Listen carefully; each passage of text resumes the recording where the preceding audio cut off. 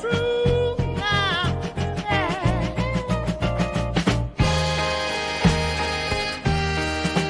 I'm here to speak and make it clear. I'm sorry, y'all, for all I've done. But I'm not the only one. In a dark place, I told some lies. But I'm not the only one. We all got secrets under the sun.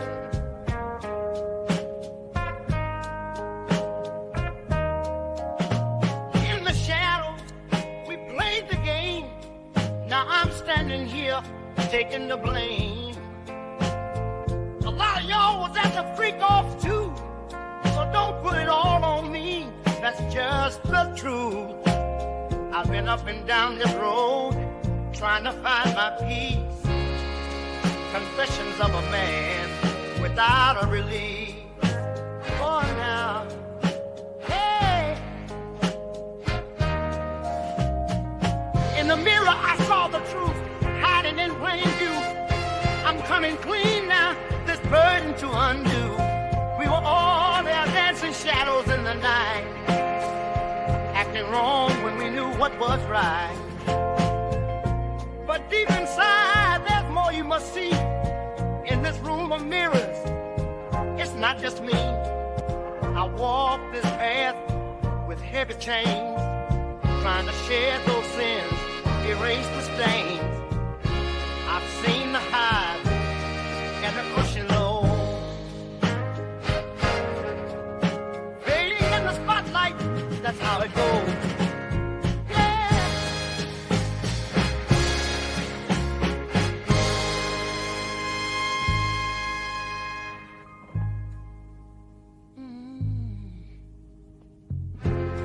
Now I'm standing here, hard on my sleeve, trying to clear the air, let the demons relieve. Every wrong turn and every mistake led me to this moment, let my soul quake. Plays a part in the shadows deep, lost in the game. It's promises to keep. I'm not going to call P. Diddy a bitch. P. Diddy a bitch. P. Diddy a bitch. P. Diddy a bitch. P. Diddy a bitch. P. Diddy a bitch. P. Diddy a bitch. P. Diddy a bitch. P. Diddy a bitch. P. Diddy a bitch. P. Diddy a bitch. P. Diddy a bitch. Sean Combs is a bitch. Yeah. Sean Combs is a bitch. They bitches too. Sean Combs is a bitch. Yeah. Sean Combs is a bitch. Yeah. You don't hit women when you're a man. You don't hit women when you're a man. P. Diddy a bitch. P. Diddy a bitch. P. Diddy a bitch. P. Diddy a bitch. P. Diddy a bitch. P. Diddy a bitch. Sean Combs is a bitch. Yeah.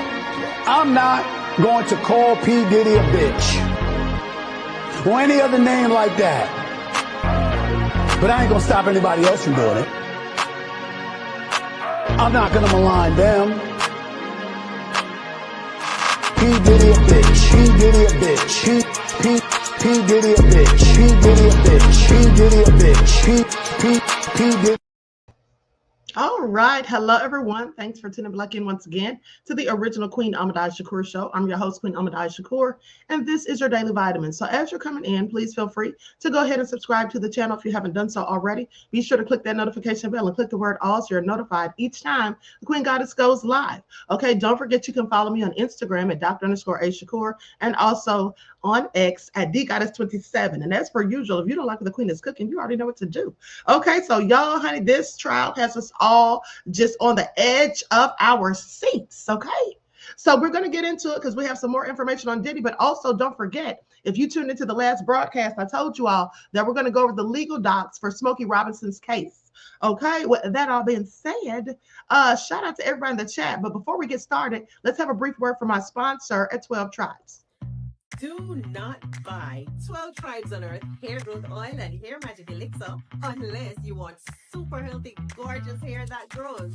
They have a whole line of amazing hair growth products, including hair growth leave-in conditioner spray, hair growth shampoo, hair growth spray, and hair growth butter. I'm starting to sense a theme here. They include quality natural ingredients. They smell amazing, and you can see the results for yourself. So if you're looking for healthy hair growth for your natural or relaxed hair, try 12 Tribes on Earth today.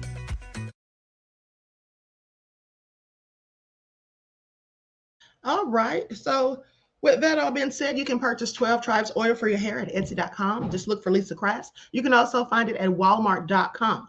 Okay, so now, as I told you on the last broadcast, we found out that Jonathan Audi, the things that he said about Diddy, if you remember that video from a couple of years ago, as a matter of fact, I'm going to show a clip of that video, but Jonathan Audi's ex-wife confirmed that he did receive a payment from Diddy, $5 million to keep his mouth shut, basically, and then said that he signed an NDA.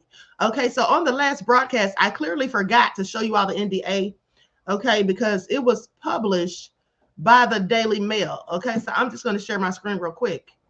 So supposedly Diddy paid him to be quiet, but let's not forget that he also said that he sued Diddy for giving him the herpes. Okay, so basically this NDA is proof that he was around Diddy and that he had something to do with Diddy.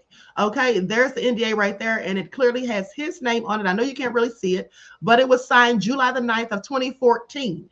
Okay, it was signed July the 4th or the 9th of 2014 in the county of Miami-Dade, okay, in the state of Florida. And it has Jonathan Audi's name on there. So clearly he wasn't that crazy. He knew what he was talking about, because you know they try to paint him as being crazy.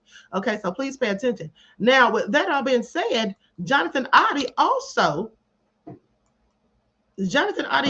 said something about Diddy. Okay, I mean, not about Diddy, but about Mark Geragos. Okay, so let's talk about that. Now, for some reason, hold on, what is going on here? Why is this not? Hold on. I'm having technical difficulties. Hold on. Why is this not letting me pull this back up? Okay, I don't know what's going on. Why it's not letting me pull back up what I was trying pull up what I'm trying to pull up. Okay, so anyway, let's talk about victim number 3, because victim number 3, now remember I told you all days ago that I felt like that is Gina Hoon because of the circumstances. They said that victims 1, 2, and 3 were all females, and they were all people who had been in long relationships with Diddy. And also they spoke about a medical procedure that supposedly one of the victims claimed that Diddy forced them to get. Okay, so now Gina Hoon in 2019, when she interviewed with Tasha K, she said that she was pregnant by Diddy. He offered her $50,000 to get rid of it. She didn't want to. She talked about Diddy jumping on her, you know, kicking her in the stomach and all of that. So the medical procedure could have been an abortion, because she's had abortions by Diddy, allegedly, because she was supposedly pregnant by him, I think more than once. Okay, and then also another reason I felt like it was Gina Hoon is because, and remember you heard that here first, but the reason why is because the person said initially that they wanted their name to be known. They didn't want to remain anonymous. And they basically said that they were already known to the public, okay, and that they had already spoken before, and they were known to the public. So that also made me think it was Gina, because she publicly spoke out with Tasha K, and then she also had the beef online with Young Miami, okay, when they were both still dealing with Diddy. All right, so anyway, with that all being said, victim number 3 is a no-show, okay? They're obviously not going to talk, and nobody really knows why. I mean, there's a bunch of speculation, but nobody really knows. And the judge was basically telling them that they need to hurry up and figure out whether the person was going to speak or not. So I find it all interesting. Now, TMZ, they came out and said something about it. I'm going to go to that, but here's what they reported. Like, so everyone, please like and share. Thank you in advance. Okay, so they say, the prosecutors put pressure on them to get victim number 3 to testify in court. Now, federal prosecutors are under pressure related to one of their star witnesses in the Diddy trial because they revealed in court today that they may not be bringing in an alleged victim, bringing her into the courtroom to testify. The alleged victim in question is a woman, and the feds revealed Monday that the woman does not live close to New York City, okay, where the trial is being held. And they say that she's told the court that she might not even show up despite being subpoenaed, okay? Now, prosecutors claim they're having difficulty contacting the woman and her attorney, and the judge asked lead prosecutor Maureen Comey. Okay, and mind you, I told you all days ago that's James Comey's daughter, the former FBI director. Okay, so they basically asked the lead prosecutor, Maureen Comey, if the prosecution planned to drop the woman's name in the opening statements. Now, Comey said the prosecution would not be getting into the woman's story until the second part of the trial. Okay, and during opening statements, the woman would be described as one of many women who have allegedly been abused and sexually exploited by Diddy. Now, Diddy's attorneys told the judge prosecutors need to tell them what they plan on doing with victim number 3, okay, by the end of this week. And the judge implored the feds to make every effort to reach the woman's attorney and secure her appearance. Okay, so as for Diddy's appearance in court Monday, we're told that he covered up his neck tattoo with his sweater and a collared shirt. And none of the prospective jurors made eye contact with him as they came in and out of the courtroom. So overall, they say we're told things were mild and copacetic during the first day of the trial proceedings, with prosecutors and Diddy's lead attorney, Mark Geragos, all working together. Now, Diddy and Geragos passed notes back and forth throughout the day, including one that appeared to be a question Diddy had about one of the jurors who said they did not like to see violent videos. So what's more, we're told that Diddy was very chatty with his attorney, Mark Geragos, including a moment where he helped her to sit down at the defense table. Okay, so clearly Diddy's on his best behavior, okay? He's helping his lawyer sit down. He's pulling out the chair and all of that. Okay, he's clearly on his best behavior. Are y'all paying attention? Diddy is clearly trying to impress these jurors. Okay, he's trying to impress these jurors. Now, so with that all being said, let's go to this video of TMZ. Okay, what they had to say. Now, I'm gonna put an overlay over this.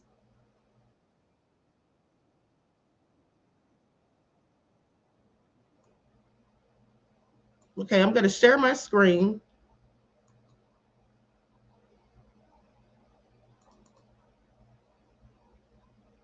Hold on just a second.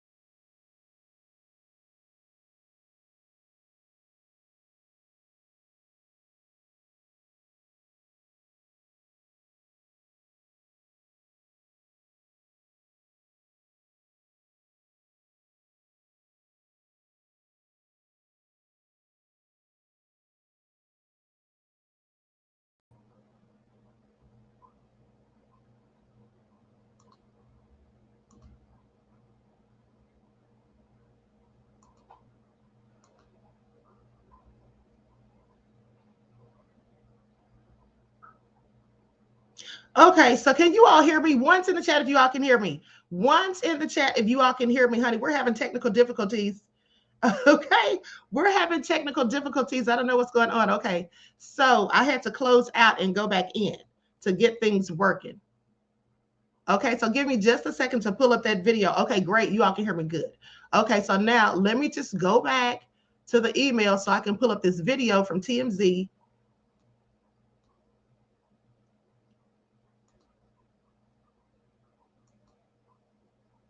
Okay, here we go. Okay, I'm going to share my screen.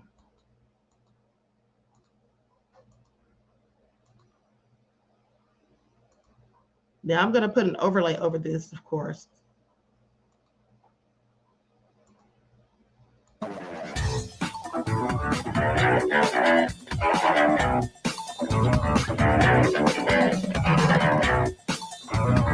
Welcome to TMZ Live. Harvey Levin here. Girls here. Okay.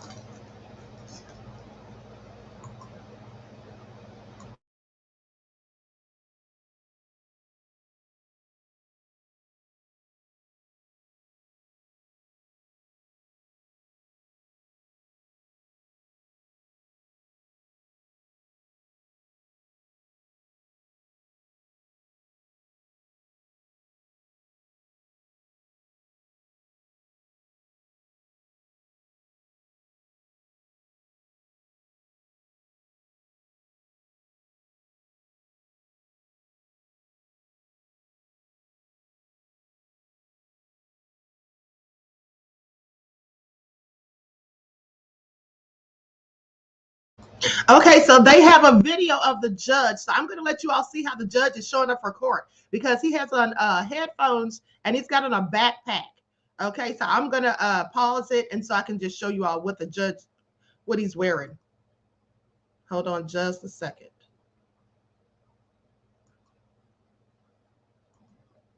Hold on. There he is right there.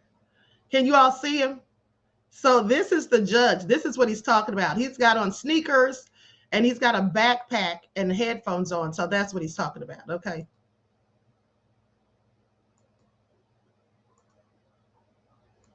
Phones and I'd only seen pictures of him.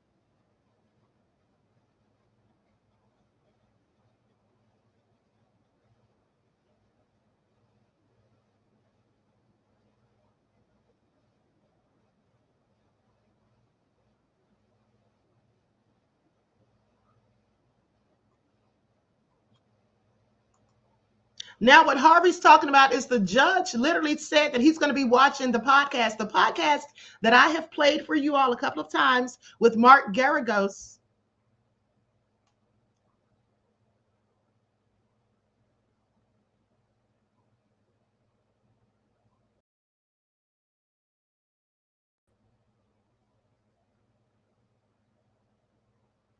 Okay, can you all hear me now?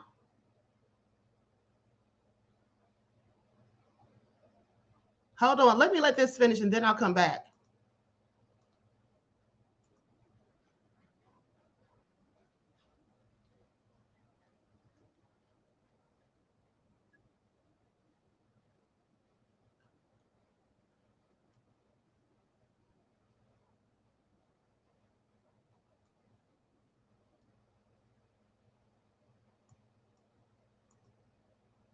Okay, so with that all being said, I'm going to stop right there. Okay, so I'm going to stop right there. So you all can hear me now, right? I hope. Okay. Oh, you said there was no audio from the video? Really? Oh my goodness. Hold on. Well, never mind. I don't know what's going on with that. Okay, so anyway, I'll just tell you what he was talking about. He basically was talking about how the judge is more, properly relates more to the younger people. And he said that the judge is a new listener to his podcast. So what I was telling you guys was the podcast that I have been playing for you all every now and then with Harvey Levin and Mark Geragos, the two angry men. So the judge says that he's going to be listening to that podcast. He obviously has already started listening to it because he did give Mr. Geragos a warning. And this is what he had to say. Okay, it says Diddy trial judge says, I'll be watching Two Angry Men podcast, and you better not call the prosecutors six-pack of white women. Okay, so now do you all remember that? One's in the chat. If you all remember that Mark Geragos said that about the prosecution. If you remember when he was telling Diddy, there were six prosecutors, and they were all women. He said they were all women, and then one of them, I think it was Mark Geragos, said it's a six-pack of white women. Okay, so he basically warned him that he's going to be listening and he better not call them that. Okay, so the judge in Diddy's criminal case, in the Diddy's criminal trial, is issuing a warning to Mark Geragos over his public comments about the case and vows that he will be watching and listening to his weekly podcast, Two Angry Men. Now, Judge Arun Subramaniam called Geragos into his chambers Tuesday on day 2 of the trial selection for jury selection for a tete-a-tete. I don't know what that is. I guess just to give him a talking to. Okay, about the famed attorney referring to the federal prosecuting team as a six-pack of white women during last week's episode of the podcast that he co-hosts with TMZ's Harvey Levin. So we all heard him say that. Yeah, we absolutely heard it. Now, prosecutors alerted the judge to the comment. See, that's why the prosecutors were ticked off. Remember, I told you all the other day, maybe 2 days ago, that they were upset and they were talking about, well, they said we're not supposed to say anything. They were saying that they wanted a gag order and didn't want other attorneys saying anything, but now they're saying stuff. Okay. And then so they referenced the clip where not only was Mark Geragos on there talking about the case, but also there was a clip where he and his daughter, Teeny Geragos, were both on there. If you all remember, I showed you that one too. That was probably about a month ago. Okay. So they were snitching to the judge clearly because they didn't like the comment that he made. All right. So anyway, goes on to say that the prosecutors alerted the judge to the comment, which they claimed violated court rules because Geragos appears to be consulting with Diddy's defense team. Now, the rule bars prosecutors and attorneys involved in a trial from making public comments that could influence the jury. So during the meeting, Geragos argued that the Supreme Court has effectively said defendants and their lawyers have a constitutional right to publicly defend themselves. And therefore, the judge shouldn't gag attorneys connected to Diddy's defense. And that is absolutely true. That's why I'm like, what are they talking about? Remember when I told you all, I said, now it looks like they're trying to flip the script. They want to act like Diddy's attorneys can't say anything after everyone else has been saying all these disparaging things. Okay, what do they expect that his attorneys are going to do? Of course, they're going to try to debunk that stuff. And also, they were mentioning that it was 6 white women because they thought that was an interesting, interesting for it to be all white women. Okay, because think about that. Okay, a bunch of Karens. That's all I'm saying. Now, with that all being said, it says that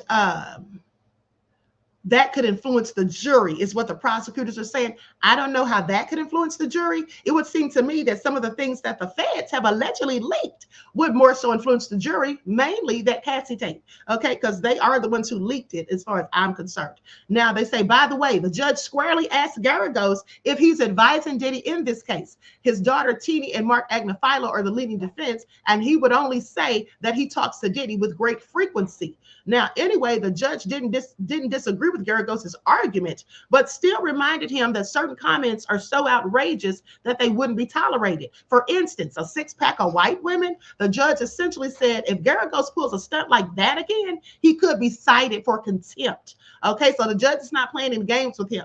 Now, bottom line is Judge Subramaniam warned MG, which is Mark Geragos, about crossing the line on two angry men, saying, I'm going to be watching and I'm going to be listening, all right? You have one more listener for your podcast, okay? And he said, thanks, Judge.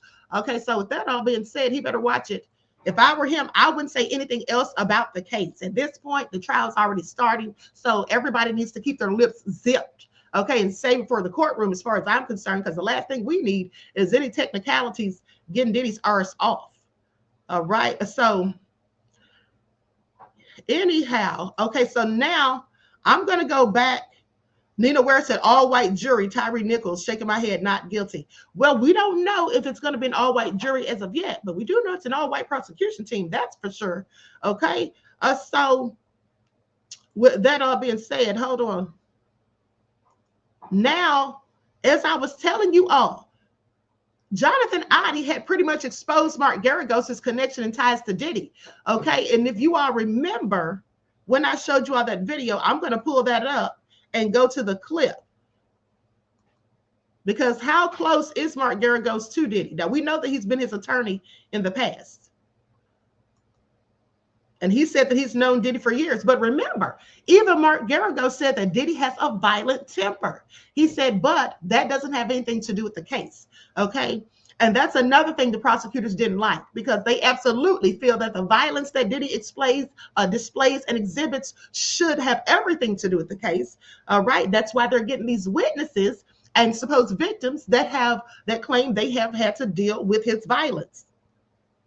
Okay, so now with that all been said, let me share my screen. Lights up, everyone. Please don't forget to like and share. Thank you in advance.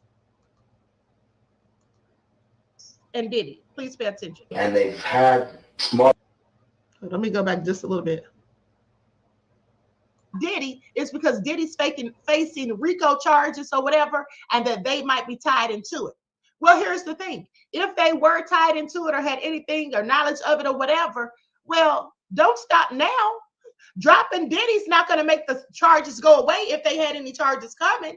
Dropping Diddy's not going to make the feds not still look into them. So that doesn't make any sense. If you've already been committing a crime, or you've already had knowledge of a crime and you were in fact an accomplice or aided and abetted in any way or whatever, right?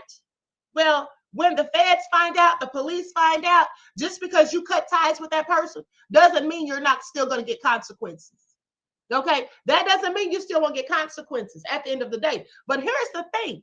Now, I was going to talk about this tomorrow, but since this came out with the whole Lady Gaga thing and I reported on it earlier, I wanted to come back and give you all the update because maybe the Queen was wrong. Maybe Lady Gaga didn't say that, but I still think she did. Okay, specifically because, like I said, she did the same thing to Nicki Minaj with the manager, saying that if they represented Nicki Minaj, then she was going to walk. Okay, so I absolutely believe that she did say it. Now, with that all being said, here's something that came to mind that I was going to talk about on tomorrow. So, Mercedes, do you all know who that is? Do you all not remember the Jonathan Audi tapes? The Jonathan Audi video that I showed you all months ago? Let's get into it, because Jonathan Audi was dropping a whole lot of receipts back then that are happening right here and now. Okay, so please pay attention, because for one, Ben Mercedes is the son of one of those lawyers at that firm. Not only that, Ben Mercedes and Mark Geragos used to be Diddy's attorneys, and also Ben Mercedes used to work as an intern for Diddy. Now, at the end of the day, Jonathan Audi said all of this in 2018. So let's go to the footage. And I have 3 clips. Actually, I have 2 clips that I want to play specifically where he continuously talks about Mark Geragos and Diddy. Please pay attention. And they've had, Mark Geragos has had the FBI on me, has had other agencies looking at me and spying on me, okay, because they want to set me up as an extortionist. Like if I was extorting Sean for money. It's wrong. Basically what happened is Diddy and Ross, which they're good buddies, okay, they're gay. Who? Both. Diddy and Ross and Khaled, they're all gay. Okay? DJ Khaled, Rick Ross, and P. Diddy? Yeah. They all gay? Yeah. Gotcha. All right. Khaled is a Hamas supporter. Okay. Who supporter? Hamas. Yeah. Gotcha. Sorry, I said it wrong. No worries. Hamas supporter. Okay. Right. Basically, he's Arab, Palestinian. Okay. The Ciroc agenda, okay, is basically binge drinking poured out on a youth. They promote binge drinking and drugs. Gotcha. The hip hop agenda was laid out by Obama during his last presidencies purposely. That's why they had Tupac killed, because when they kill him, you gain fame. When your record sales go up, and then people listen to your lyrics and everything, and then you become famous. Okay, that's how they do it. All right. Tupac's still alive. Yeah. He's in Cuba. Mm-hmm. Basically, what happens is the following: the hip hop agenda is an agenda to move drugs all over the United States. You need to inform the DEA. They move all the dope, on private jets, which don't get screened by customs, by the inside the United States. Okay, they move what's called high grade powdered MDMA. They move cocaine and they move liquid cocaine in the bottles too. Okay, so they put the liquid cocaine in the bottles and they move it. I've seen the liquid cocaine. I've drank it myself, having sex with Diddy and Cassie. Okay, it's not good. He drinks it all the time. All right, he calls it GG. That's liquid cocaine. All right. How do I know there's a conspiracy against Trump? Because it's in the Illuminati card deck. He should look at it for himself. Let me bring you back to Thursday night, Friday morning. Sure. I mean, how did all of this? I think I better understand what you're saying. But what I want to know is, how did that prompt you? How did that make you do what you did that night? Well, we're getting to a point that his assassination is coming. Mm-hmm. Okay, because it's an agenda they're perpetrating on the media and the news. Example. Madonna is a client of Mercedes, Ben Mercedes. Mm-hmm. He has her go on public TV and say, "Oh, someone should." I have thought so many times of going up and blowing up the White House. Gotcha. Okay, they give her that little message. That little message is Hillary's message. Okay, because Hillary sends it to Geragos. And Geragos gives it to Mercedes, and they give it to Gotcha. the dog. Okay, now I get all that. you're gonna need an internet so I can show you. If I show you the website, you're just gonna go like, oh fuck. All right. Help me understand you. Sure. How old are you? I'm 42. I've been through all my life. Okay. I've had a great life. I've settled $4.125 million with Diddy. Okay, because he's scared that I was exposed. I don't want to talk about Diddy right now. I want to talk about you. Help me understand you. I mean, obviously we never met. I know. I don't know you from Adam's I cat. know. I'm trying to, we'll get back to the Hey, event. I got like 30 years ago. I'm good. Where are you from? I was born in South Africa. What town? What city? Newcastle, the Valley of 1,000 Hills. I'm from Zululand. Okay, so I find that very interesting. Now, did you all notice how he kept talking about Ben Mercedes and Mark Geragos, and then talking about Hillary Clinton and all of that, and Trump? Now, that's interesting. Now, remember that, because I'm going to go back to that in a moment. But before I do, let's listen to this other clip. Actually, I should have played this one first. Okay. It's the black people. Okay. I'm from Africa, so I'm not a racist. Okay. You my brother, so I like black people. Okay. My mom, I was raised by an African woman in my house. Okay. She was just a servant, but she was my she, took care of me. Right. So I love black people. Okay. I had settlement with Sean. Okay. And he belongs to that agenda. That's why he's so famous. They land all the contracts. It's these attorneys, which are Mark Geragos and Ben Mercedes. Ben Mercedes worked for Bad Boy Entertainment for 4 years and worked for Hillary Rodman for 5. Okay. When I take Sean the threat of death on me, okay? I don't have it, but I can make it available under secrecy. That means that I wouldn't be liable because I don't want to be getting framed for anything. Okay. Right. I had sex with Cassie and Sean. Basically, with what I do with Cassie, I had like 15 encounters, and I heard a lot of business. Because what they would do is Sean talks a lot on the phone and on the TV with speakers and stuff, and I was like a sex slave. Okay. For them, that's what I was. That's all. All right. I caught herpes, and I came back and I sued for the herpes and won. But they did. Mark Geragos and Ben Mercedes were his attorneys. Okay, and Christopher Leon's here was my attorney. They asked me to turn in that, which was the video recording, and I did so. They gave it back to me accidentally, and it's possible I threw everything out. It's possible I can produce a copy. Gotcha. It's possible. I'm not sure. Now, how does this lead to War Star from? Okay. The Mercedes family, Ben Mercedes, that works with Mark Geragos. Mark Geragos used to be Michael Jackson's attorney. Yeah, out in Los Angeles. Yeah. He had he drugged Michael and they OD'd him, okay? He didn't overdose. They OD'd him because they keep the royalties of the music. Michael alone made $860 million alone last year, okay, in 2017, which who keeps that royalty? The music companies. Who represents the media and entertainment in the United States? Most of them, Mercedes does. Kenny Mercedes, which is Greenman Mercedes shot out of New York. Okay. So what they've been doing is they've been promoting a hate agenda against Trump.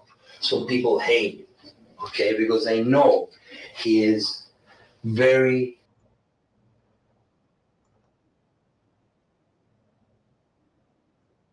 Okay, so I'm going to stop.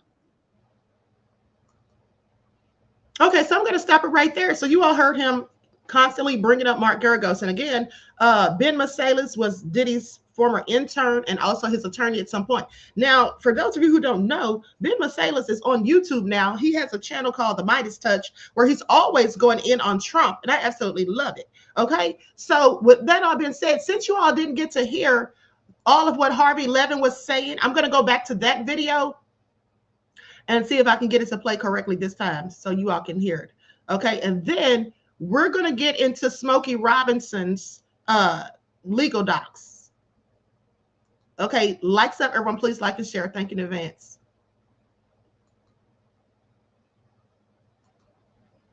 Okay, let me put that overlay back on here, honey. I don't want any smoke from Harvey.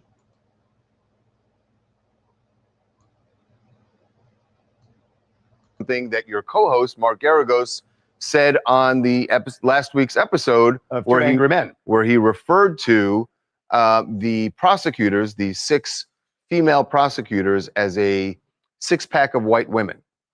That did not sit well. But the prosecution actually sent a letter to the judge and fired it off and said, Geragos is associated with this case. He's been consulting, and how dare he say something like this?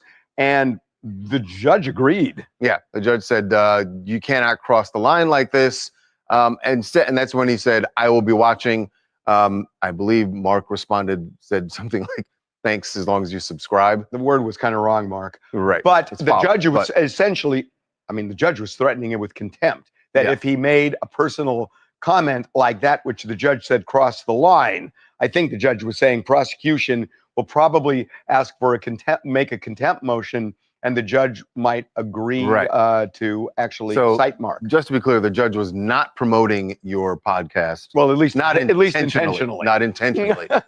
Yeah, look, there's an element of this that is very entertaining. It is your podcast, and you speak openly about this case, and so does Mark Geragos. But being called to the principal's office in the middle of a trial and being told, like, I'm going to be listening, it's not exactly an endorsement of the podcast. It's going to make Mark probably a little nervous to be talking that's on what the I want to podcast. see. We haven't done it this week yet. I can't wait to hear what he does this week.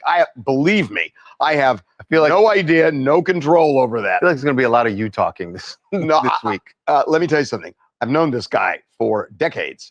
He's going to push it. It ain't going to be just me talking. He's going to push it. Promise you.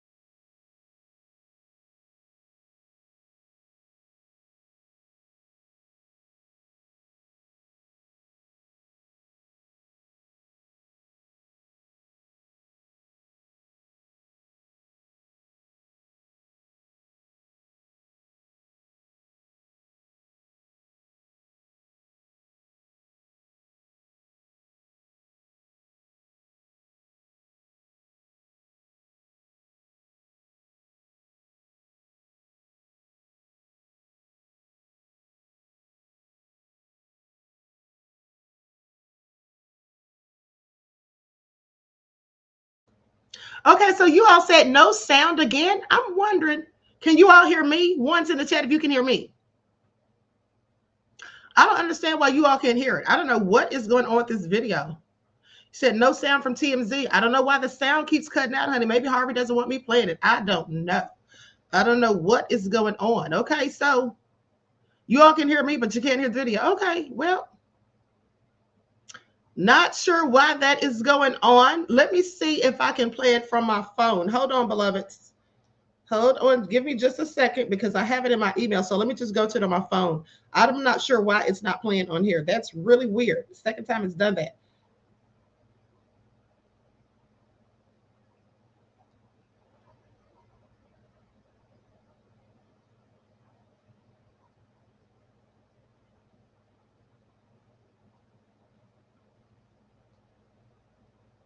Hold on just a second.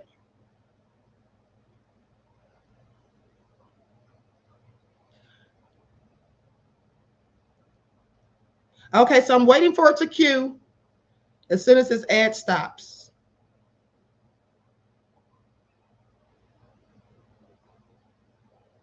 Okay, so here we go. I'm gonna start it back.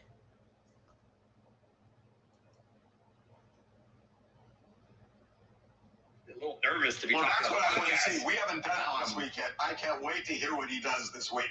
Believe me, I feel like no idea, no control over that. There's going to be a lot of you talking this week. Let me tell you something. I've known this guy for decades. He's going to push it. It ain't going to be just me talking. He's going to push it. I promise you. Hi, Nikki NYC. In my personal opinion, I think when it comes down to the all-female prosecution team, I think it's a plus and a negative at the same time. For one, when it comes down to feminism, I feel like if they could successfully prosecute and win this case, it's going to be a plus for them. However, with the predominantly jury that's like all male, predominantly male, I think it's going to actually backfire with the intentions of men nowadays. And this is just my opinion, where men are just like, okay, you want to be the head of households, you want to be the decision makers. I feel like if there's a predominantly male jury pool, it's going to make it a little bit difficult for them to actually prosecute. This is just my opinion. Well, it's interesting because we'll see what the composition is, and we don't know yet. Yeah, Remember, all the people that we've talked about so far are just in the pool. They are not the actual jury. I do want to mention one other quick thing. They can't find witness number 3 still. This is apparently an ex-girlfriend of Diddy's who is one of the alleged victims. And prosecution can't find her. Right. Her attorney is trying to find her, and her attorney has said that she may not be willing to come and testify anyway. So, be interesting. Okay, we're moving on. Should you focus on paying off debt? Okay, so you all heard that. They said victim number 3 doesn't want to testify. According to her attorney, said she doesn't want to testify anyway. And so, here's the thing. Basically, they subpoenaed her and she still doesn't want to come. So that's problematic. Okay, that's problematic. Now, why does she not want to come? Well, that further makes me think that it's Gina Hoon. Because for one, if you remember when Gina came out in 2019 and she did that interview with Tasha K and she said all those nefarious things about Diddy, at the end of the day, she went right back to Diddy after that. Okay, she went back to Diddy after she sat up there and told Tasha K how Diddy was dragging her by her hair and how Diddy was stomping her and all this stuff. She ended up going back with him. So I don't know why she's not, if it is Gina Hoon, I don't know why she doesn't want to talk all of a sudden. Maybe she started feeling bad. Who knows? Maybe she doesn't want to tell all of her private sexual business in front of a jury. I don't know. But whoever victim 3 is, they're nowhere to be found and they're not coming and they don't care about that subpoena. Okay, so I don't know what's going on with that, honey. Now, maybe somebody offered her some cash or maybe she was threatened. Who knows? I mean, you just never know with Diddy. Okay, and the people that he knows, I have no idea what's going on. But what I do know is, you all remember I told you the celebrities who had been named in this case the other day. Okay, I told you the celebrities that have been named thus far. And but one person that wasn't named, and I guess because they're not really a celebrity, but I've heard that this person is supposed to be testifying against Diddy, and it is none other than Lauren London's sister, Capricorn Clark. Okay, Capricorn Clark. Now, for those of you who don't know, she was Diddy's assistant, okay, at one point, and Diddy put hands on her. Okay, so if she's going to testify, it would likely be for the prosecution, because I wouldn't dare think it would be for Diddy, because she doesn't like Diddy like that. And in fact, just to verify that she doesn't like Diddy, it was November of 2023, after Cassie filed that lawsuit against Diddy. It was actually November the 27th of 2023. Okay, just a couple of days, I believe, after Cassie filed the lawsuit. Capricorn Clark responds after Suge Knight claims Diddy beat the ish out of that bitch.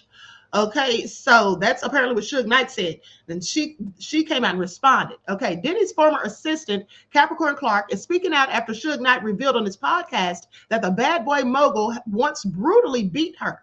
Now, see, I didn't know he had done all of this until this story came out.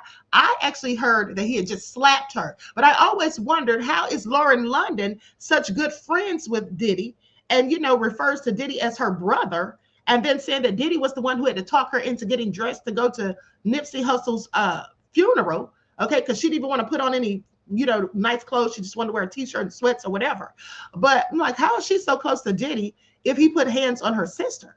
So anyway, I just thought that was a bit strange. But anyway, so goes on to say that he once brutally beat her, according to Suge Knight. So in a message posted to her private Twitter account, Clark called Diddy the devil. Okay, and noted that Black women end up being the sacrifice for the effery. Last 11 years of my life, I have had to deal with everyone's nonsensical allegiance to the devil. I pray that ends. I don't think highly of any of you. Can't keep your head down and pretend it's just cool no more. Do better. Okay, Hot New Hip Hop Reports. All right, so this is what she wrote on Hot New Hip Hop Reports. Is that what is that? Just says do better. And she wrote Hot New Hip Hop Reports. Okay, so then the statement comes after Suge spilled more tea about Puff's alleged violence towards women on the latest episode of his Collect Call with Suge Knight podcast. Now, with the ex-Death Row CEO, with which he hosts from prison. Okay, so anyway, says what Puffy done, what Puffy did, or what Puffy do. It's not a surprise. Everybody know what it is. This is what Suge said. I mean, you got to be able to that type of ish, to do that type of ish to a woman and to other women. But it's not like it's news. Suge claims that Diddy assaulted Clark because she didn't tell him about Cassie allegedly creeping around with Kid Cudi. Okay, and so y'all hear that? So anyway, same time, this is what Suge's still saying. Same time he beat the ish out of Mother Uckin' Cassie, he had an assistant by the name of Capricorn. He felt Cap was keeping this ish on the low about if she was messing with Cudi or not. Puffy beat the ish out of that bitch. Not only did he beat the ish out of her, it was an Interscope person, an Interscope check that paid her to settle so he wouldn't go to jail. Elsewhere in the conversation, Suge said, Puffy, I don't want to see you go down, but if you need a cellie, I'm gonna grant your ass my cell, boy. Have your cook game working. I don't want no what? I'm not even gonna say what he said. He basically said he don't want no fellatio, but you gonna be cleaning toilets. Okay, anyway, all nefarious as far as I'm concerned. Okay, so like I said, now Capricorn's ex-boyfriend said that she was going to be testifying against Diddy. Okay, and her ex-boyfriend used to work for Diddy. He was like the head of Sean John, like one of the head designers. Okay, and so he was just talking trash about her and saying how she was telling everybody's business. He also even said that she said something about Fat Joe's wife was messing with the Diddy and said that's why Fat Joe hasn't shown up for Diddy. Okay, because Diddy did him dirty. So, honey, it's a whole lot of stuff going on. Diddy's just clearly messy, allegedly. Okay. Now, with that all being said, let's talk about Smokey Robinson because I have the full lawsuit docs. And so let's get into it because I heard it was all so nefarious. Okay. Likes up, everyone, please like and share. Thank you in advance. Okay, so I'm going to share my screen.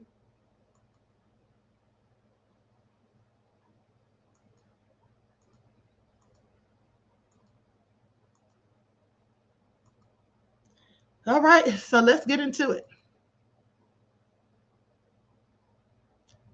Now, for those of you who don't know, if you've been sleeping under a rock, Smokey Robinson's being sued by 4 former housekeepers that worked for him.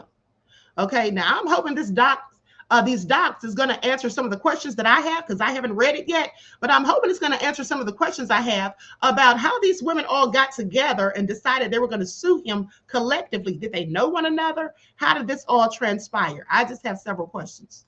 Okay, so let's get into it.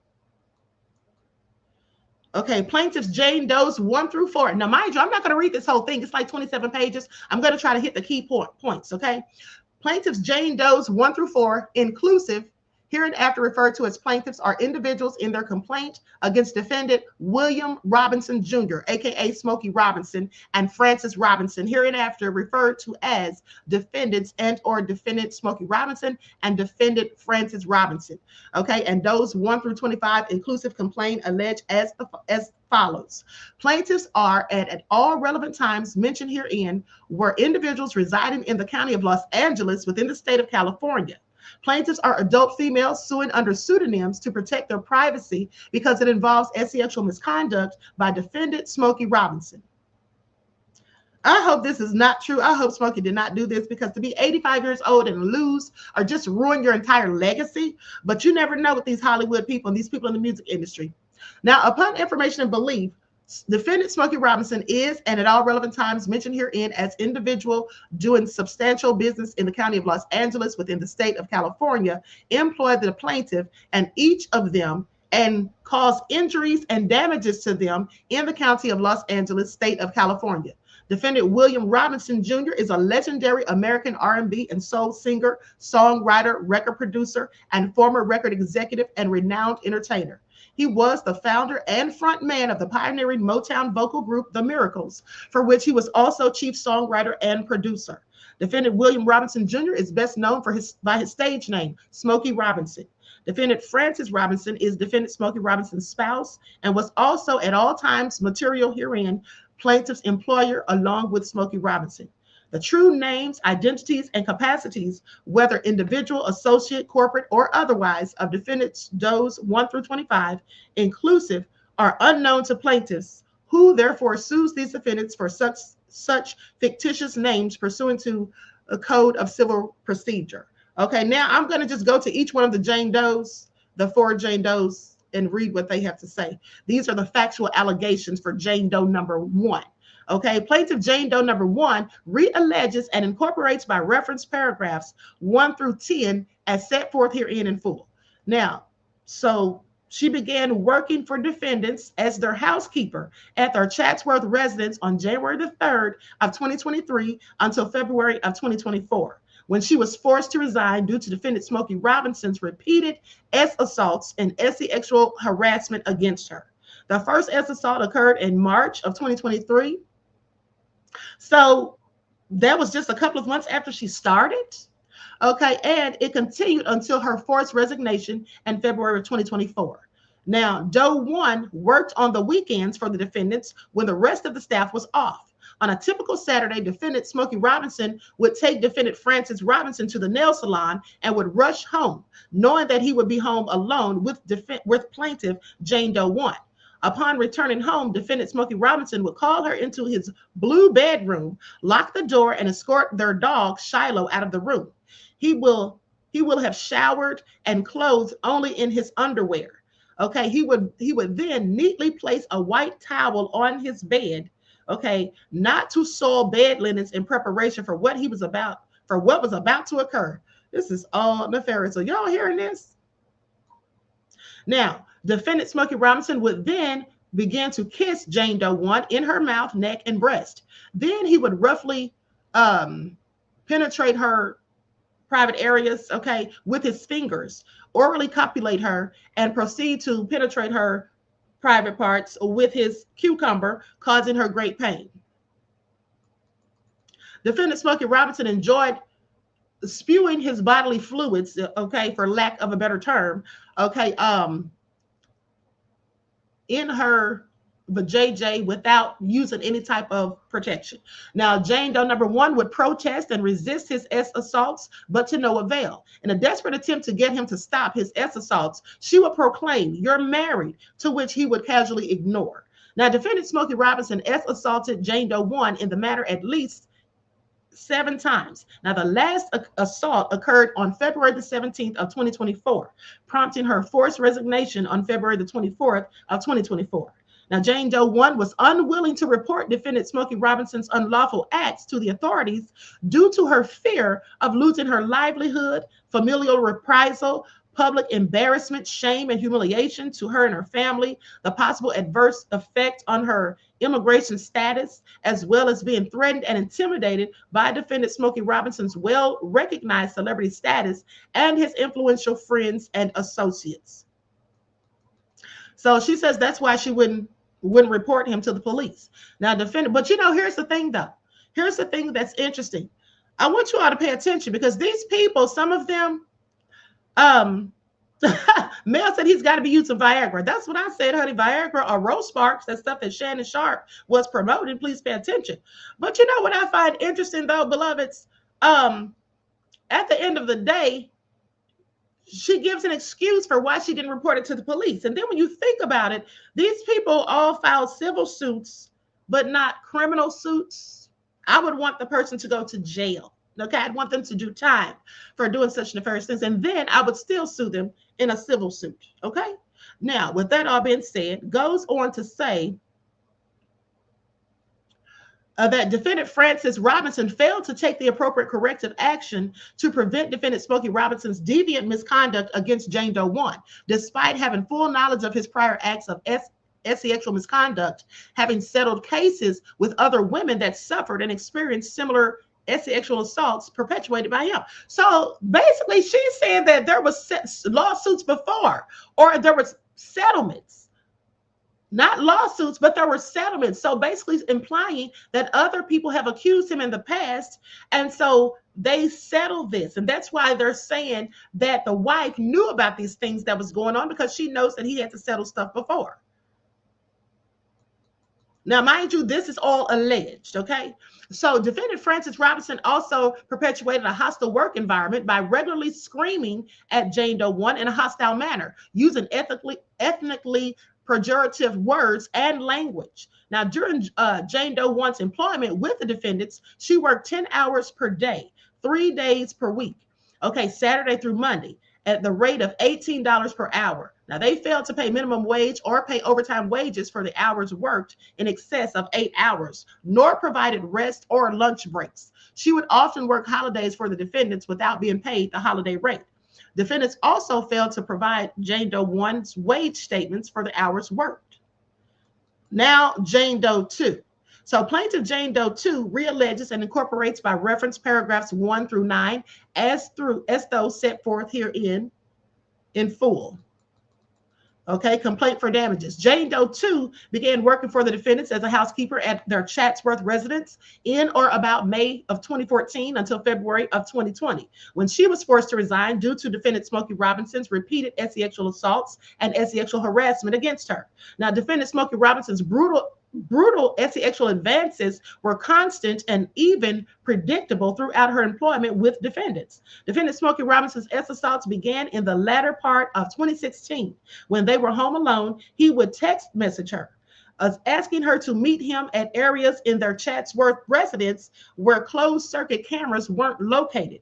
He would then summon her to either the laundry room or garage where there were no cameras. When arriving, he would immediately grab her and begin to penetrate her privates with his fingers, causing her excruciating pain, and then would proceed to grape her. This all sounds egregious. I hope it is not true, but it could be. Now, defendant Smokey Robinson also forced her into his blue bedroom and make her perform fellatio. Okay. Thereafter, he would proceed to forcibly penetrate her with his cucumber without using any type of protection. He would enjoy putting fluids on her face, much to his satisfaction and her abject humiliation. Now, defendant Smokey Robinson assaulted her in this manner on at least 23 different occasions. So this all sounds like just so humiliating, because some of the people that accused Diddy of things in lawsuits, of the civil lawsuits, said said some similar things. Okay, so defendant Smokey Robinson would threaten her that if she refused to have relations with him, he would make defendant Frances Robinson be mean to her, which she was very capable of being. Now, Jane Doe number 2 was unwilling to report defendant Smokey Robinson's unlawful acts to the authorities due to her fear of losing her livelihood, familial reprisal, public embarrassment, shame, and humiliation to her and her family, the possible adverse effect on her immigration status, as well as being threatened and intimidated by defendant Smokey Robinson, his well-recognized celebrity status, and his influential friends and associates. Defendant Frances Robinson failed to take the appropriate corrective action to prevent defendant Smokey Robinson's deviant misconduct on Jane Doe number 2. Okay, so they're basically saying the same thing. So let's go down to Jane Doe number 3.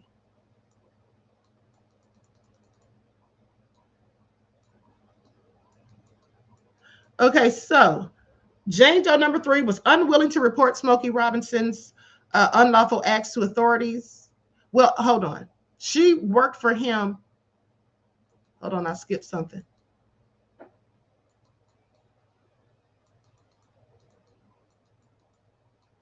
Okay, so Jane Doe number 3 realleges and incorporates by reference in paragraphs.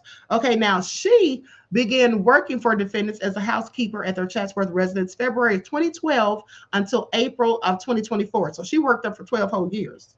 When she was forced to resign due to defendant Smokey Robinson's his sexual assaults and harassment. Okay.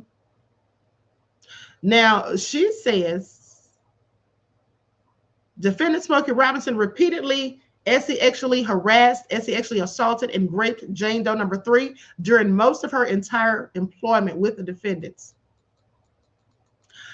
Okay, now defendant Smokey Robinson would force her into his blue bedroom, whereafter he would perform his ritual of exiting his bathroom nude or wearing only underwear after showering.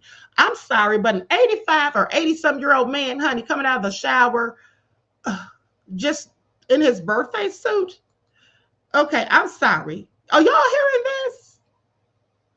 Are y'all hearing this? Right? Honestly, I hope none of this is true. Honey, you and me both. Just Anticipate said, not a ritual. That's what she said, because I guess he did it all the time, honey, from what she's alleging. Okay, Claudette said, for 12 years, why stay so long? I mean, that's what I'm saying. But, maybe they were illegal and felt that they would get deported if they told on him. Who knows? Okay, this is all nefarious, but let me continue. So anyway, she says that he would come out of the shower naked or in his underwear. Okay, and then carefully place a towel on his bed, not to soil the linens for what was about to occur. He would then disrobe and then orally copulate her. Then he would force her to lie face down on the towel so that he could do the same thing to her that he did to the rest of them. Now, defendant Smokey Robinson repeatedly grapes Jane Doe 3 in this manner at least 20 times. And on one occasion, when Jane Doe 3 resisted his advances, defendant Smokey Robinson offered Jane Doe 3 $500 to allow him to orally copulate her, an offer she refused. An offer she refused. Okay, now here's the thing. So he was doing this stuff to her. Now I want y'all to pay attention. Now I'm not saying she should have, taken the money, but I'm just wondering why she didn't take the money. Because if he was doing this stuff to them for free, making them do these things, and then not paying them all of their money and wages, then he offered her $500. Okay, I'm just saying the math ain't really math, and that's all I'm saying. Okay, I'm not trying to be funny, but Queen Nina Star says she refused but still showed up for work. LOL, what the hell? That's what I'm saying. Like, it's not making any sense. Okay, I'm not saying that she should have taken the money, but I'm just saying I'm wondering why she didn't, but you still kept coming to work, and then he was doing this stuff to you anyway, whether he paid you or not. So if he offered $500, I don't know. But anyway, let's continue. This story just is very strange to me. I'm still trying to figure out how they all got together on this lawsuit. But anyway, so she says that she refused the $500. Okay. So when not attempting to penetrate her vajayjay, defendant Smokey Robinson would make unwanted advances against her, touching her melons, her vajayjay, and kissing her on the neck and on her mouth. Jane Doe number 3 resigned her position with defendants on April the 22nd of 2024 due to defendant Smokey Robinson's continued sexual assaults and hostile working environment that she experienced daily. Now, Jane Doe 3 was unwilling to report defendant Smokey Robinson's unlawful acts to the authorities due to her fear of losing her livelihood. Okay, the same thing as everyone else is saying. These people are saying they wouldn't. I just don't understand that, because here's the thing. Even if you didn't want to report him because you were afraid, why not just quit? Why not just quit? Because you can go find a job somewhere else. You see, when people, when they have people that are doing housekeeping, people that are live-in caregivers, or people that just come by to be a caregiver for a few hours or whatever, these people are usually hired through some sort of agency.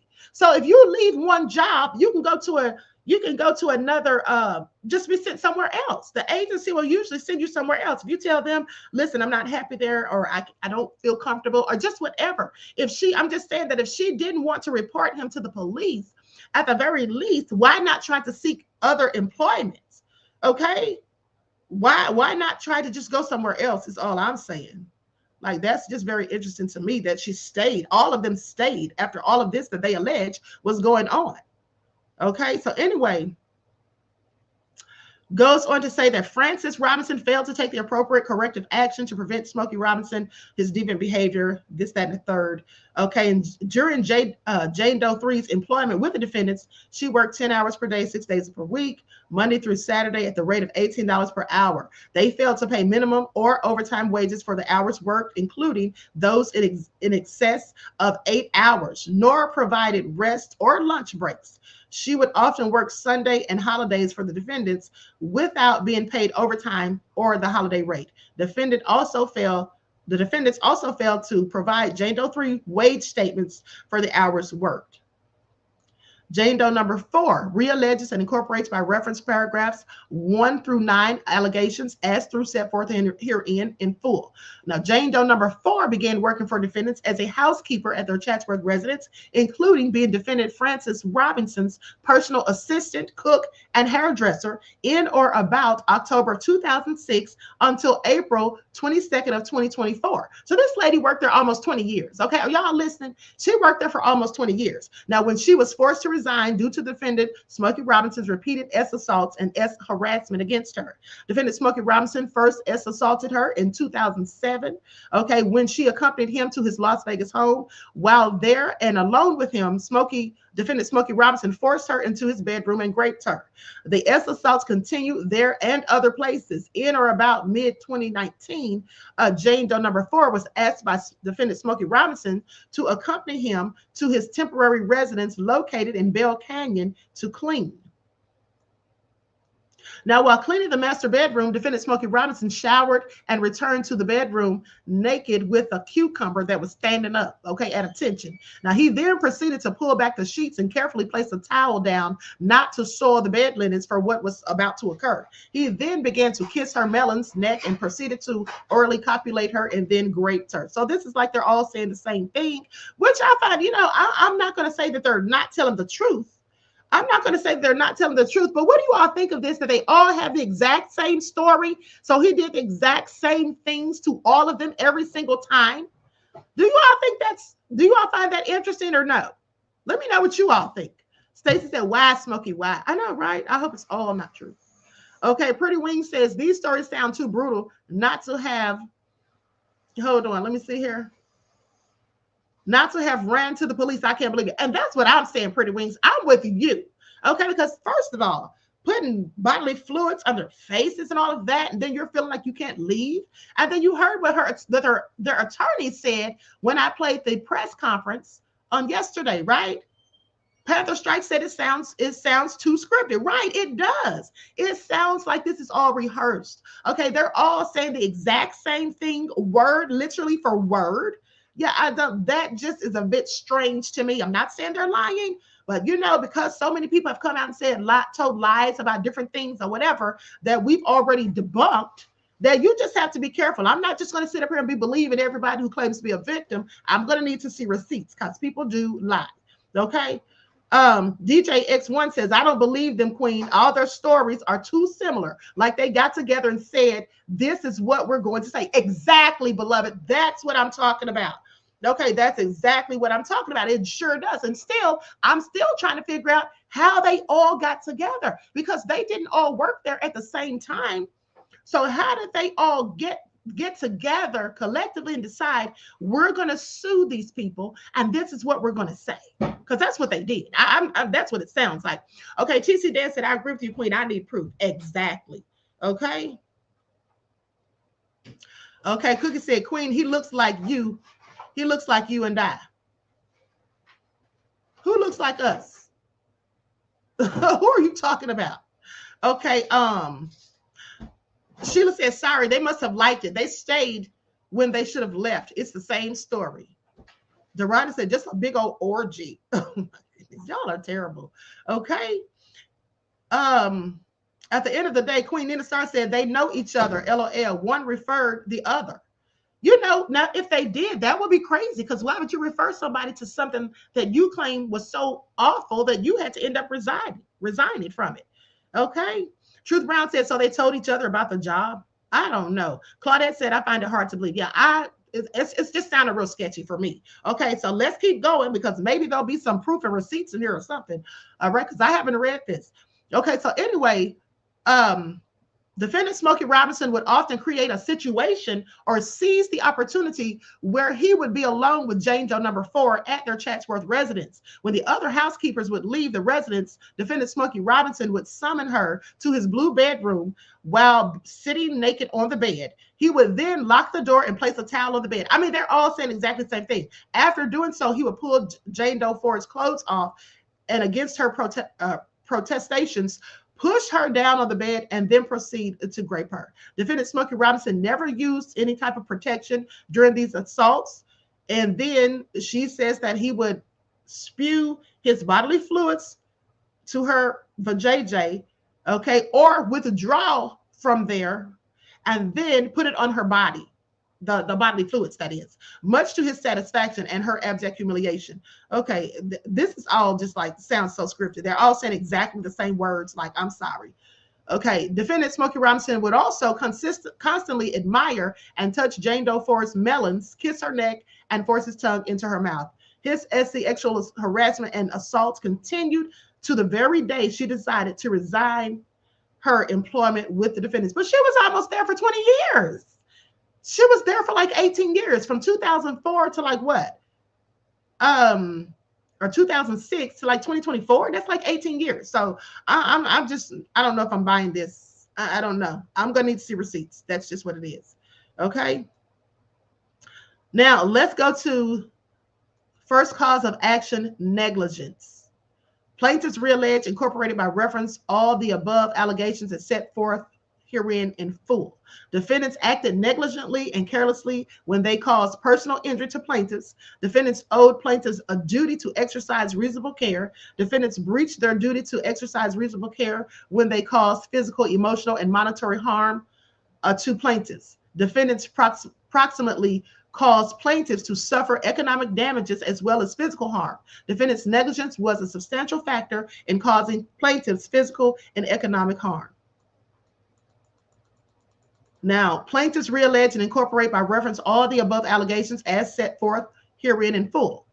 Okay, so they go on to talk about, okay, I'm not going to read all of these statutes and whatnot, but they say provides a statutory cause of action against a person who commits an sexual battery or acts with the intent to cause harmful or offensive contact with an intimate part of another or intimate part of themselves, or acts to cause immediate apprehension of an sexual battery or harmful or offensive contact of an intimate part. Intimate part is defined as an sexual organ, and then they name the organs, and which I'm not going to name them because I think we all know what those are. Okay, so anyway, defendant Smokey Robinson acted with the intent to cause harmful and offensive contact with the plaintiff's sexual organs, okay, groin and buttocks. Now, these episodes are more fully illustrated at the statement of facts, okay, happened on numerous occasions over a period of years as a direct result of defendant Smokey Robinson's intentional and forceful acts and sexually offensive contact with plaintiffs occurred. Now, defendant Smokey Robinson touched plaintiffs' entire bodies, including their privates and all of that, their melons, legs, abdomen, lips, and face. Plaintiffs did not consent to defendant Smokey Robinson's sexual contact or touching. Plaintiffs explicitly told defendant Robinson on numerous occasions that they were not interested in his advances and objected to his forceful, physical, sexual, and harmful conduct. Plaintiffs were severely harmed and humiliated by defendant Smokey Robinson's conduct. As a direct and proximate result of defendant Robinson's actions pled herein, plaintiffs suffered and continue to suffer economic damages as well as severe emotional and physical harm, humiliation, distress, embarrassment, and anxiety as a result of defendant Smokey Robinson's conduct in an amount greatly exceeding the jurisdiction minimum of this court and subject to proof at time of trial, but in a sum not less than $50 million. Defendant Smokey Robinson's conduct was willful, wanton, and malicious, with a conscious disregard for plaintiff's rights, privacy, and feelings, as much punitive damages are warranted. Okay, so y'all heard that, honey. They want their coins. Okay. So let me see the prayer for relief, what that says. They have a lot of causes of actions on here. Please pay attention. 11th cause of action. 12th. Okay, and then they talk about their wage statements and all of that and the total hours they worked, which they're saying they were not paid fairly and all of that.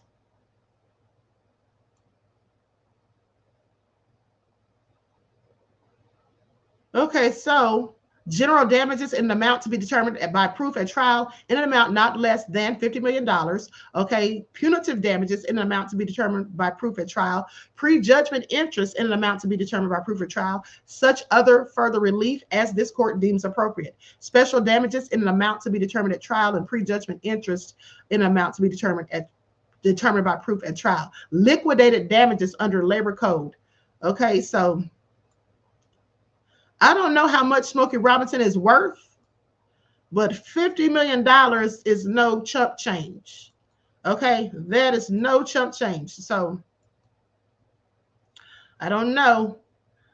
Roddy said no criminal reports ever filed. Nothing. See, that's what just makes me just feel like this is all just kind of sketchy. Okay. Hot Cocoa says, how is an old man going to force you to have relations? Okay, at his age, he ain't sticking it in. He's packing it on because it's... Listen, that's what I want to know. I mean, because let me just say this. Let me just say this. Now, he could be in good shape and all of that, but the bottom line is, if y'all think that I'm going to let some 80-plus-year-old man hold me down and I can't fight back and defend myself against somebody 80 years old is feeble. Okay, somebody 80 years old is feeble.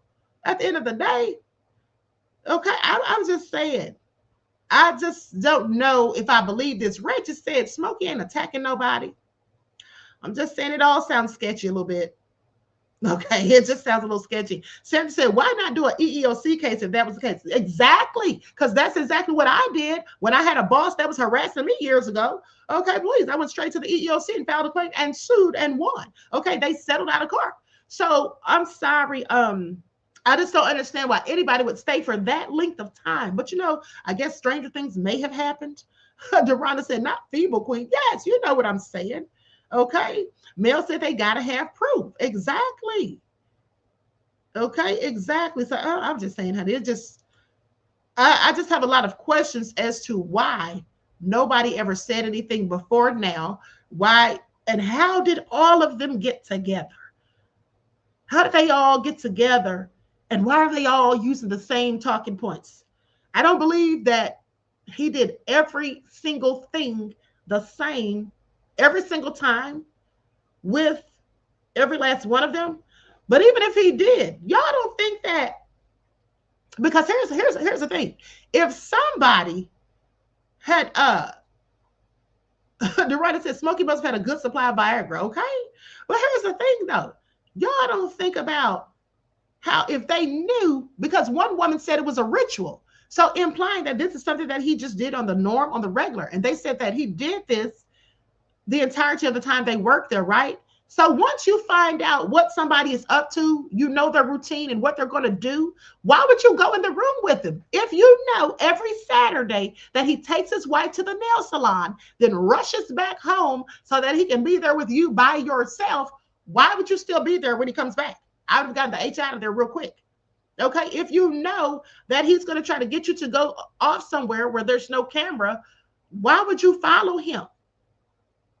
Why would you continue to go in the bedroom with him? Like, I would just stand up for myself and be like, no, I'm not doing it. And touch me again, I'm calling the cops. They didn't think to do anything like that. Or why didn't they ever secretly record him?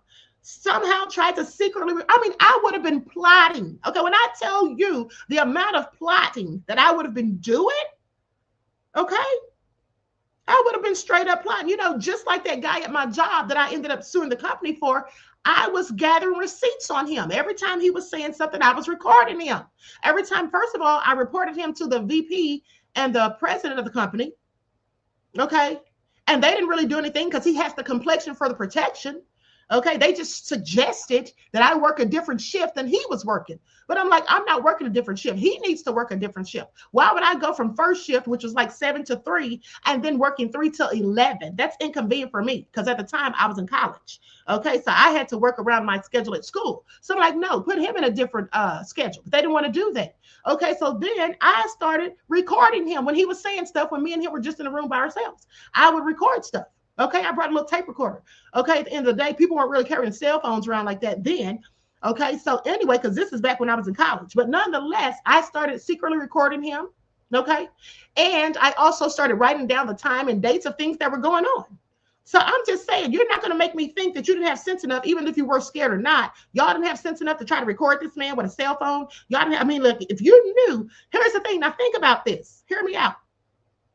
So if they say he would bring them in the room, the blue bedroom, they say, lock the door, okay, and then he would go in the shower and then come out nude. What are you doing while he's in the shower? Because while he's in the shower, I'm setting up. Okay, I'm setting up to record his arse. Okay, I got my cell phone. I'm going to slide it under the bed, okay, and press record.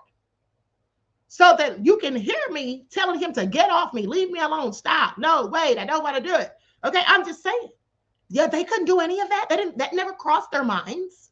I have several questions. Okay? I have several questions. And then what about when he offered her the money? This is all crazy because at the end of the day, I don't see how any of them just didn't have, well, now mind you, let's keep in mind that the attorney did say that they had some evidence. So let's see what that evidence is, because I'm telling you, I would definitely have been recording him. And hold Hold on. Somebody said fear of deportation. Fear of deportation threats. Here's the thing. I don't care what kind of threats you're giving me. I'm not going to keep doing this. This is what you're not going to keep doing. Okay. And here's the thing. Even if he was threatening them, if they had recorded him and had proof of what he was doing, do you think that he could have just turned them in to get them deported? If they let him know, hey, look, I got video of the stuff that you've been doing. Okay. I would have let him know after I safely got it out of the house or whatever. Okay. So, I mean, it sounds crazy to me that this went on for all this time and nobody did anything. And yes, I know that you could be afraid or whatever, but here's the thing. They eventually quit. See, here's the thing that gets me. There's always victims who file these lawsuits and then they say, oh, I didn't tell because I was afraid, oh, because of this, that, and the third. But then finally, at some point you leave. But you waited almost 20 years to leave. And when you left, guess what? Did they get deported? No, none of them got deported. So that was that really a fear that they had? Was that really a fear that they had? Because they never got deported. So, and they eventually say they all quit. So you resigned almost 20 years later. You could have resigned a long time ago is all I'm saying. You could have resigned when it first happened. Okay? And then here's the thing too. When you're working with somebody, what gives them the inkling or even gives them the thought that they could try you like that? Are you being overly friendly? Are you sitting there talking to them or whatever? Because they try to groom you. You know, they try to fill you out sometimes. See, that's why you should never mix business with pleasure. Because some people, you give them an inch and they'll take a mile. Okay? Mel says some men will only do what you allow them to do. Right. I'm just saying, I don't know about this story. Okay. I don't want to say they're lying. I can't say they're lying because I don't know. But at the end of the day, it just sounds a bit sketchy. Okay. Because I don't understand how there wasn't some type of recordings. Y'all didn't do anything to try to capture him. Why not hide a hidden camera? You're the housekeeper. You have access to the entirety of the house, right? You're the housekeeper. Even if there's places where there are no cameras, you can't hide a camera. You can't go buy a little small camera and hide it somewhere where you know that he's going to make you go because he thinks it's out of sight of a camera. Honey, I would have been plotting. I'm telling you, I would have been plotting so hard. Okay. I would have been plotting real hard. Roddy says, I agree, Queen. If you work for me, you will never know me. Okay. That's what I'm saying. Okay, so anyway, with that all being said, I'm going to conclude this broadcast. All right, I want to thank you all for tuning in once again. Please like, share, subscribe. Okay, we'll be right back at it in the morning. Okay, Valerius Oddi said, no, an added excuse. Okay. Be the difference clothing said maybe a lack of education. I mean, that could be the case, beloved. Roddy said, unfortunately, the more these things happen, real victims will suffer. Right. And they could be real victims. You know, I'm not saying they aren't, but I just have questions as to why certain things went on or whatever. And I'm anxious to see what evidence, if any, that they actually have. Okay, so anyway, shout out to the replay gang. All right, Lillian X. Okay, so I love you all to life. I hope you all enjoy the rest of this evening, and I will see you all in the morning, bright and early for your morning wake-up call. Okay, so until next time, each one teach one. That's how we grow and thrive. Do something productive, constructive, but never destructive. And always remember, beloveds, to keep the Most High first in your lives. Peace.